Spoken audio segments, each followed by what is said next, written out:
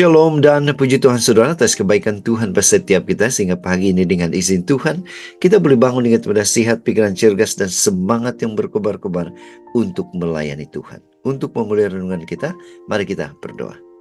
Bapa Surgawi, terima kasih atas kebaikan-Mu karena bersama dengan kami sementara kami mendengar mempelajari firman Tuhan. Dalam nama Yesus kami berdoa. Amin.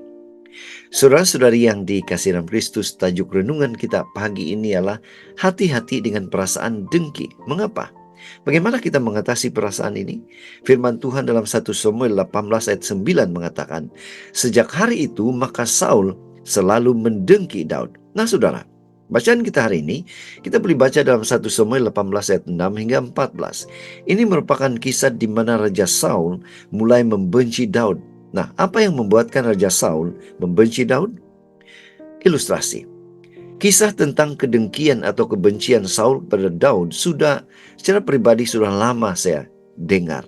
Namun, suatu hari pada saat membaca dengan perlahan kisahnya, saya terkejut karena Saul ternyata membenci Daud hanya karena mendengar satu nyanyian, di mana isi nyanyian dari para perempuan yang membandingkan prestasi peperangan Saul dan Daud ternyata menyakiti hati dia. Sejak kisah itu, Saul membenci Daud sampai akhir hayatnya. Nah, apa yang menjadi masalah Saul sebenarnya? Dia sukar menerima hal itu pada saat prestasinya dalam peperangan sepertinya tidak dihargai. Karena Daud dianggap lebih hebat dibandingkan dengan dirinya. Padahal saudara, fakta yang sebenar tidak demikian seperti yang dia pikirkan. Tidak ada seorang pun yang mencela atau mengabaikan jasa Saul. Dia hanya gagal mengawal iri hatinya, sekaligus menimbulkan kekhawatiran berlebihan berkaitan statusnya sebagai raja. Dia khawatir Daud akan menggantikannya sebagai raja Israel. Saudara, pikiran paranoid seperti ini tanpa sadar terkadang meresahkan kita juga. Pada saat kita mendengar rekan kerja sepejabat mendapat pujian melebihi pujian yang kita terima, nah, apakah hati kita tetap tenang?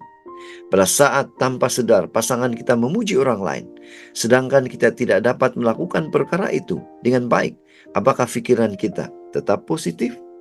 Saudara, pada saat hal-hal di atas terjadi, kita perlu berhati-hati karena virus kedengkian atau kebencian yang menguasai Saul berpotensi juga menguasai diri kita. Abaikan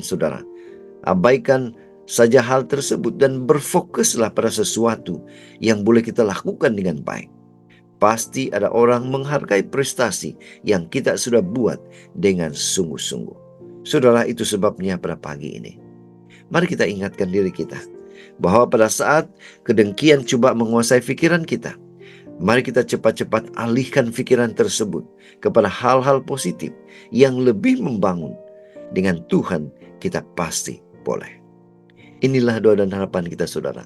Mari kita bersyukur, kita berterima kasih kepada Tuhan karena Dia baik dan memberikan kita kekuatan, kemampuan untuk boleh memusatkan pikiran kita kepada perkara-perkara yang positif, perkara-perkara yang baik, perkara-perkara yang membangun pada saat perasaan dengki itu mulai timbul. Mari saudara, kita tetap setia, tetap semangat, tetap positif, tetap sehat sampai Maranatha. Tuhan memberkati kita. Kita berdoa. Bapa di surga, terima kasih Tuhan karena memampukan kami mengalihkan pikiran iri hati kepada perkara-perkara positif. Karena Tuhan yang memampukan kami. Di dalam nama Yesus kami berdoa. Amin.